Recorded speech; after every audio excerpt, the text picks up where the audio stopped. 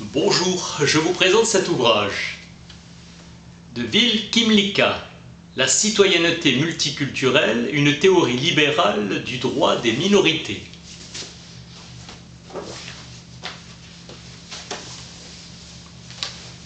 Dans un pays anglo-saxon, l'immigration est un individu choisi et accueilli par l'État et non pas un clandestin. Rejet d'une demande visant l'attribution à des minorités ethno-culturelles d'un statut distinct. Politique d'immigration d'inspiration multiculturaliste. L'approche défendue dans ce livre est libérale. Le multiculturalisme n'est pas le politiquement correct, atteinte à la dignité d'individu. Un État libéral se doit de protéger ses citoyens des injustices. L'idée est que ce modèle soit transposable à d'autres pays. Les pays sont culturellement hétérogènes, 5000 groupes ethniques. L'histoire nous enseigne que les communautés étaient multiethniques, conquêtes. Les libéraux pensent que la tolérance religieuse fondée sur la séparation de l'Église et de l'État constitue un modèle. La discrimination positive est généralement défendue en tant que mesure temporaire, jugée nécessaire afin d'accélérer l'évolution. La reconnaissance des droits des minorités entraîne des dangers. Ce vocabulaire est utilisé par les intégristes et les nationalistes. La diversité culturelle résulte de l'immigration et forme des groupes ethniques. Le Canada a fédéré dans son histoire français, anglais et autochtone.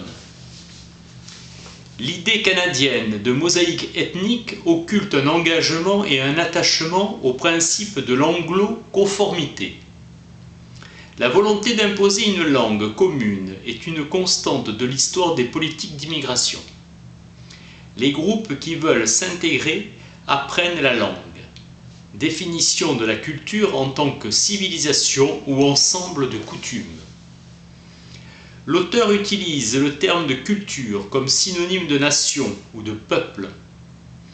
Dans le Nouveau Monde, le pluralisme provient de la migration individuelle et familiale engageant des individus ouverts au changement. Les pays d'Amérique sont multinationaux et polyethniques. Les groupes nationaux ne se définissent pas par la race ou par la descendance, mais sur l'acceptation politique des principes de la démocratie et du droit, différents d'une culture particulière. Les Afro-Américains estiment avoir le droit d'appartenir pleinement à la nation américaine. Le droit le plus fondamental de la pensée libérale est la liberté de conscience qui protège les activités sociales. Le Canada combine les droits individuels universels et les droits communautaires spécifiques à des groupes. Le fédéralisme répond à la division des pouvoirs entre le gouvernement central et les instances régionales.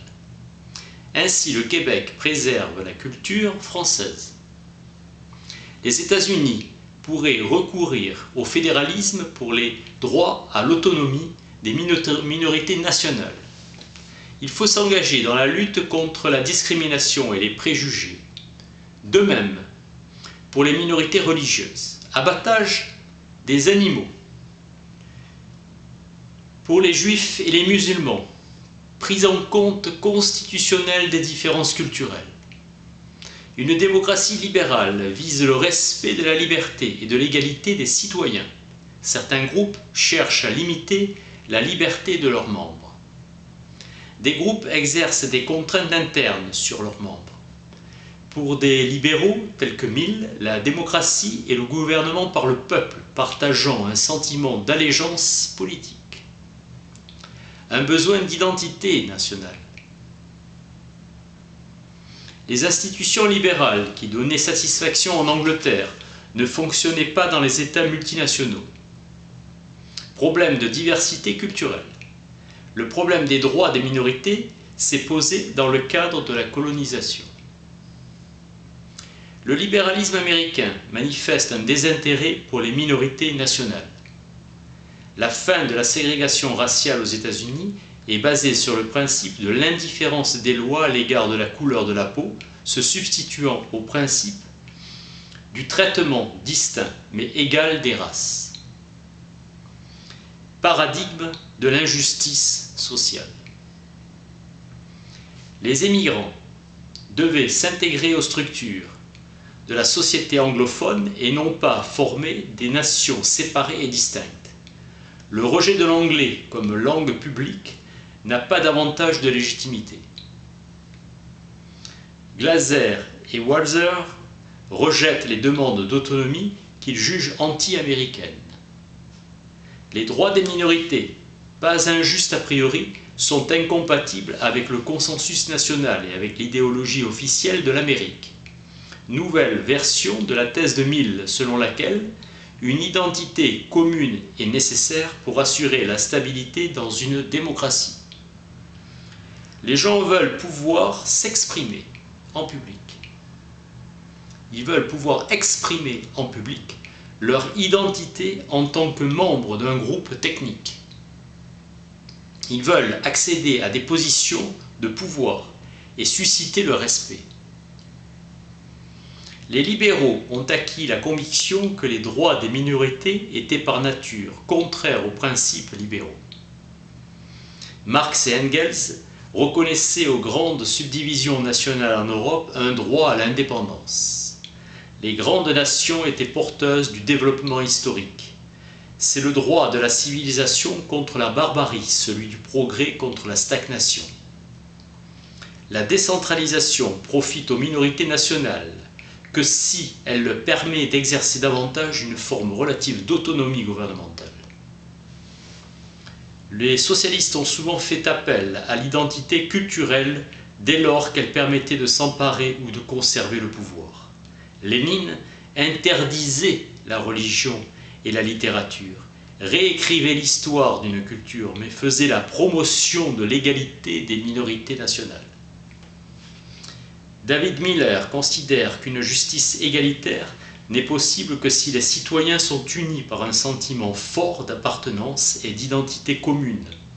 Les revendications des minorités nationales et des groupes ethniques représentent un défi de taille.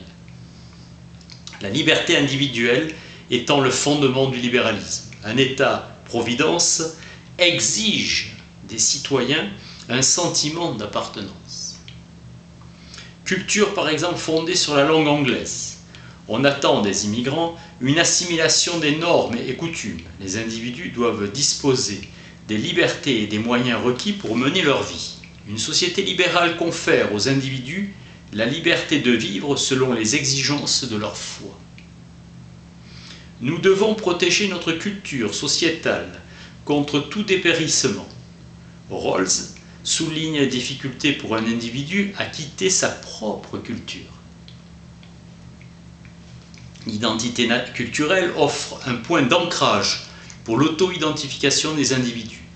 L'idéal libéral correspond à une société d'individus libres et égaux. Si l'on demeure réaliste, les réfugiés peuvent être traités comme des immigrants et espérer retourner un jour dans leur pays. Waldron soulève un point intéressant. Il est souhaitable que les cultures puissent s'ouvrir les unes aux autres. Importance de reconnaître l'appartenance des propres cultures sociétales de chaque individu. L'identité nationale se tient en dehors de la sphère normative. Les droits communs de la citoyenneté protègent adéquatement l'intérêt des individus pour leur appartenance culturelle. Veiller qu'une décision ne cause pas un préjudice aux membres des autres religions ou groupes. La liberté de choix dépend des pratiques sociales, de signification culturelle et d'une langue commune. Accorder des droits spécifiques à des groupes ethniques. Jung considère que les groupes opprimés sont désavantagés dans le processus politique. Il y a asymétrie entre le problème de l'exclusion et la solution de l'inclusion. Phillips. sous-représentation électorale. Certains libéraux pensent que l'institutionnalisation des différences entre les groupes et leur reconnaissance politique ont des effets néfastes sur l'unité sociale. La démocratie exige que l'on s'engage en faveur du principe de l'égalité politique. Les principes libéraux de justice sont compatibles avec certaines formes du statut spécial pour les minorités nationales. Le caractère libéral d'une culture est affaire de degrés. La citoyenneté fut accordée aux États-Unis aux autochtones contre leur volonté. Ils ne constituaient plus un peuple distinct, autonome, mais devenaient une minorité par rapport à l'ensemble des citoyens. Les valeurs communes ne suffisent pas à fonder l'unité sociale. Une conception commune de la justice n'induit pas une identité commune. Le droit à l'autonomie gouvernementale constitue une menace pour l'unité sociale. Le XXe siècle est l'âge de la migration. Par ailleurs, c'est aussi l'âge du nationalisme par des groupes qui tentent de se réapproprier et d'affirmer leur identité. Cela doit être géré équitablement et de manière pacifique. La haine et l'intolérance à l'égard de ceux qui sont différents n'est pas un sentiment de justice. Les droits des minorités sont essentiels pour assurer l'avenir de la tradition libérale dans le monde. Les minorités ethniques ou nationales ont souvent subi de graves injustices. Les xénophobes, les extrémistes religieux et les dictateurs l'ont prouvé. Pour que le libéralisme ait la possibilité de s'imposer, il faut que les besoins et les aspirations des minorités ethniques nationales soient explicitement pris en considération.